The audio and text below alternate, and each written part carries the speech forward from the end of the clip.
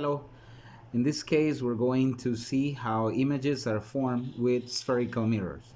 My name is Samuel Sanchez. I'm going to teach in this class geometrical optics. We're going to follow these objectives in this lesson. We're going to describe how the characteristics of these images, and also using ray diagrams to explain how they are formed. First, we have to start by defining these three types of rays: parallel ray, the chief ray, and the focal ray. And then we're going to compare and contrast the images formed: virtual versus real, enlarged versus reduced, and inverted versus upright. So let's start by defining how we're going to make the focal axis and all the elements in this thing. So we're going to start by drawing a focal axis, which is basically a line. Okay, in this line, we're going to choose randomly a point that will represent the center of curvature. Okay, so I will label that as C. After that, I'm going to use a compass to make a semicircle. Well, not semicircle, just something like this to represent, that will represent the mirror, okay, the spherical mirror. In this case, is a concave mirror. So I have the center of curvature. These will be the vertex, okay, and half that distance will be the focal point. So let me see, using the scale 1 to 100. In this case, it is 9, so it will be 4.5. The focal point will be placed right there. So if I want to label this center of curvature, remember, focal point and the vertex. If I want to see how images are formed, I'm going to place an object here. Okay, I'm going to represent it with like a candle. Okay, and I'm going to draw all these rays that I mentioned before. The first ray was the parallel ray. The parallel ray is a ray that is parallel to the focal axis. Okay, so it will be touching the tip of the object. And this ray is called the incident ray. Incident because it's like the light hitting the mirror. And so the parallel ray hits the mirror, and when it reflects passing for the focal point. So this ray, or this line that I'm drawing now, is that reflected ray. Okay, so we label that parallel ray, the parallel ray. Now, there is another ray that passes through the focal point and reflects parallel to the focal axis.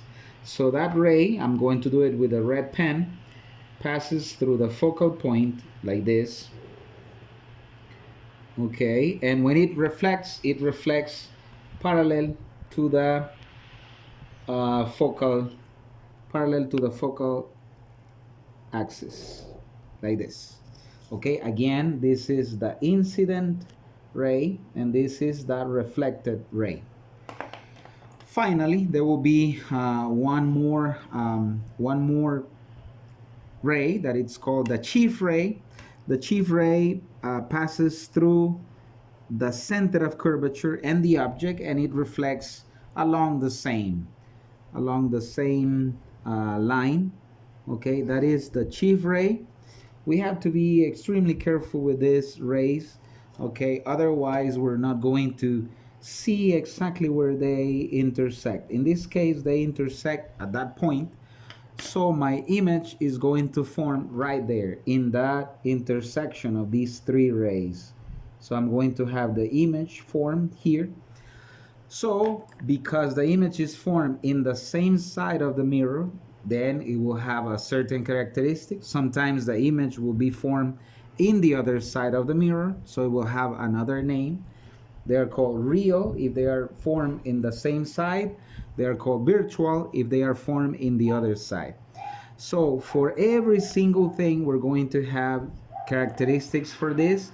I previously made these diagrams So in a moment, I'm going to be showing you what happened if the image is further than the center of curvature. What happened if the object is placed between the center of curvature and the focal point, and what happened if it's between the focal point and the vertex. So let me show you that. I have this first diagram, this one here. If you see, the object in this case is placed between the center of curvature and the focal point. You see the parallel ray hits the mirror and then it reflected towards the focal point. We have this, that is the focal ray hits the mirror and it reflects parallel to the focal axis. And we have the one of the center of curvature, that is the one in blue here. It's called chief ray. So these three rays intersect right here in this point. So in that case, this object, if you see, is larger, I'm sorry, the image is larger than the object. So we said that the image is magnified by a factor that will be given by a formula. It is also a real image, but it is also inverted. It is not upright. So that will be the characteristic for this image. Again, the first characteristic is a real image because it's in the same side of the mirror. It is enlarged because it is bigger than the original object, and it's also inverted. Okay, those are the characteristics for this particular case. Let me show you another one. In this case, I have the image between the focal point and the vertex. Okay, so in this case, if you see, I have the parallel ray, is this one in pencil here, hits the mirror and it reflects towards the focal point. Sometimes we need to extend that reflection on the other side of the mirror, okay, like in this particular case. We also have the focal ray, that is a ray that passes through the focal point and it reflects parallel to the focal axis. Again, we also extend the reflection of the ray. And we have the chief ray, that is the one that passes through the center of curvature, and we extend the same. So if you see, the image is formed in the other side, making this image a virtual image. Is virtual, it is also enlarged and is upright. Okay, we're going to see all this with details after in this video.